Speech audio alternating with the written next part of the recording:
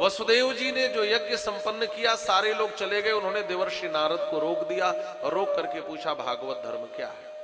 देवर्षि नारद ने 9 योगेश्वरों का राजा निमि के साथ हुए संवाद को सुनाया। ये 9 योगेश्वर हैं कवि, हरि, अंतरिक्ष, प्रबुद्ध, पिप्पलायन, आविर्होत्र, द्रुमिल, चमश और करभाजन। पहला प्रश्न पूछा है भागवत धर्म क्या है। कायेन वाचा मनसेन्द्रियैर्वा बुद्ध्यात्मना वानुसृत स्वभावात् करोति यद्यत् सकलं परस्मै नारायणायेति समर्पयेत्। काय से, वचन से और मन से हम जो भी करें वह भगवान को समर्पित कर देना ही भागवत धर्म है। श्रवणं सुभद्राणि रथांग पाणिर जन्मानि कर्माणि चयानि लोके। भगवान की कथा का श्रवण करना, उनके जन्म आदि की कथा का श्रवण करना, उनके कर्म की कथा का श्रवण करना, यही सब भागवत धर्म है। भागवत धर्म की विवेचना करी। महाराज भक्त का लक्षण क्या है? का जो सभी में भगवान को देखे वह उत्तम भक्त। सर्वम विष्णुमयम जगत सी राम में सब जग जानी करौ प्रणाम जोरी जुग पानी।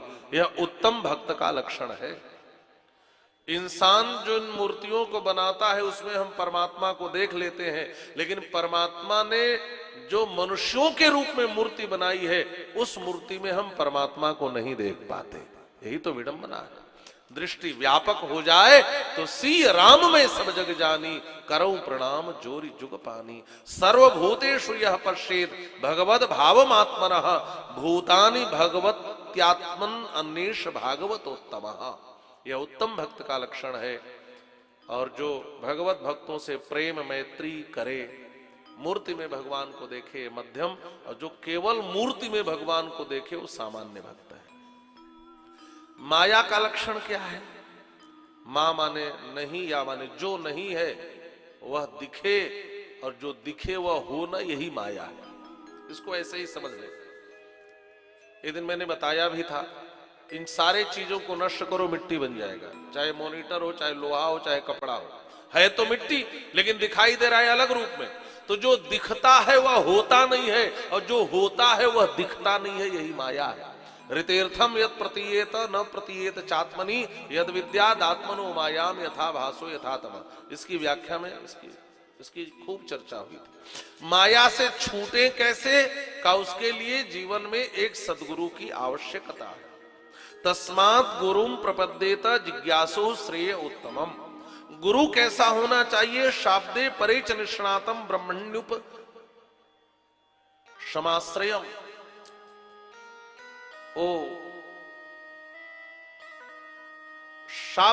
शाब्द निष्णात हो महाराज। गुरु आचार्य में लक्षण कैसे होने चाहिए और सदगुरु कैसा होना चाहिए?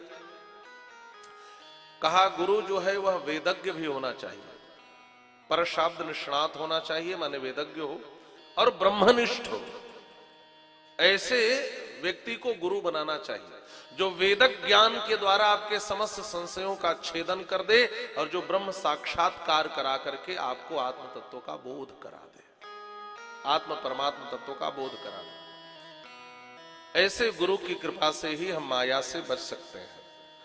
वेदों ने जो कहा है वह कर्म है, वेदों ने जो कहा है वह न कर्मा करना विकर्म है, और वेदों ने जो कहा है उसके विरुद्ध कर्म करना ही अकर्म है। इसका वर्णन किया, नारायण के स्वरूप का वर्णन किया, कर्म का वर्णन किया। नारायण का कर्म है जगत का सृजन, पालन और संहार करना। इस प्रकार से बातें कहीं, किस समय में भगवान की कौन सी आराधना करनी चाहिए, त्रेता द्वापर की बात तो छोड़ ही दे हम लोग। कलयुग में भगवान श्री राम की आराधना करनी चाहिए।